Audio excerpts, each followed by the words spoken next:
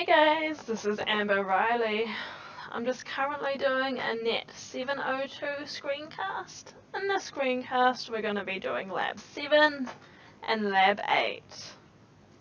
We're going to start off with doing Lab 7. Now Lab 7 is using elastic IP addresses. Elastic IP addresses mean you associate one IP address to one server.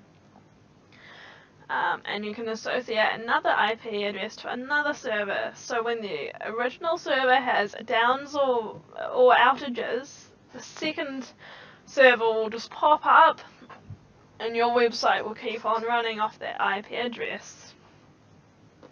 So without any further ado, I will get into it. So as you can see by my screen, we are in the EC2 management console.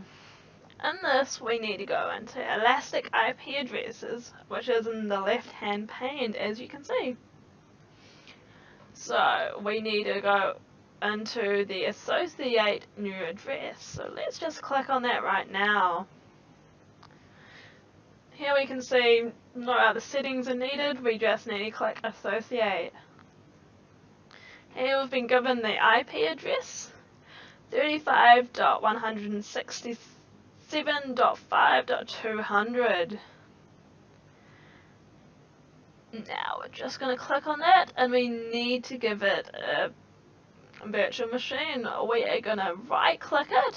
As you can see, you just need to right click on it and go associate address. Here we're just going to go instance and we are going to hook it up to our original web server. We don't need to click on anything else. It's associated, it's request succeeded, so it's worked. So this one we are just going to do the old highlight and copy and paste it. C and V. Here we go. V. And we just press enter and it should have our dinosaur up waiting for us. Look, there we go. Now let's take note to the internal IP address. It's server 172.31.29.236. Now when we come back, that number is going to change. Now we need to reassociate that address with another server. So we're just going to right click again and click associate address. Now we're just going to hook it up to our next web server. So we've originally hooked it up to our first web server and we're going to continue and hook it up to our backup. Running the backup web server, and now we need to click reassociation. This allows that IP address to be taken off and to create a new IP address that is hooked up to the next instance. Go allow elastic IP address to be associated if already attached. Associate address request succeeded. Here we go. Now we're just going to go back in, do the old copy and paste again, C and V. There we go. Now it should still be the same number, but hey, let's just make sure it is. Just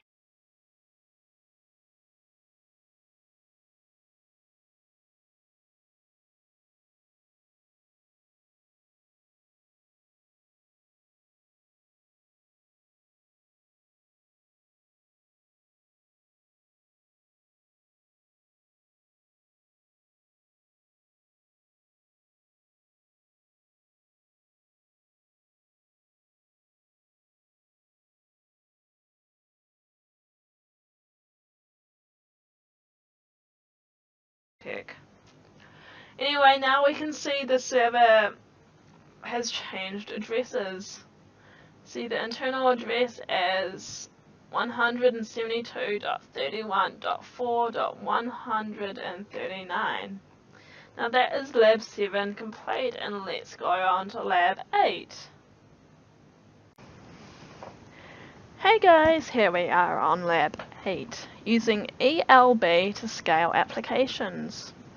As you can see, we are in the EC2 management console, and we have clicked on the load balancers located on the left hand side. Now we're going to create the load balancer. Here we're just going to go through with the basic settings, say the application load balancer, because that's going to be better than the classical load balancer. We're just going to give it a name, say Dino Store LB. We're just going to keep everything basically the same. The availability zones. Now this is the availability zones that you've got your load balancers in. Well, the instances that you want your load balancers on. So we're going to choose B and C, because those are what I've got mine in. Next we're going to configure the security settings. We're not going to do anything in this because we don't need to. We're going to we're going to use an existing security group here. We're going to use the one that we've used throughout the whole previous labs, and that for me is the Web RDP Group 1. It should be Web RDP Group for you, but my first one didn't work. Here we're just going to give it a name, say Dino Store Target Group. So that will work, and we're going to register those targets. And here are the instances I was talking about before. Now these are in 2B and 2C, which we have selected previously. These instances should be named web server, and this will be, and the next one, this one down here, is your web server backup. It should be just web server backup, or web server 2, whatever you've named it as. Yeah, we're going to go review. Here we can review all the settings we've just done. Say the load balancer, we've got the name there, we've got everything sitting there. The security groups, security settings, the routing, and the targets. Now I've already created one, so I'm just going to cancel out on everything. Once you've gone through, go and look at everything, and it should sit there in the state as pending until it's completed, and then it will be active. And this will go into Dynastore LB, the DNS name, so we just need to go over it and copy it like that. Go copy and paste it in here like we're doing. Paste, and it will load in nicely just like that. Here we're going to see if the load balancer is correct, and we should be swapping between IP addresses.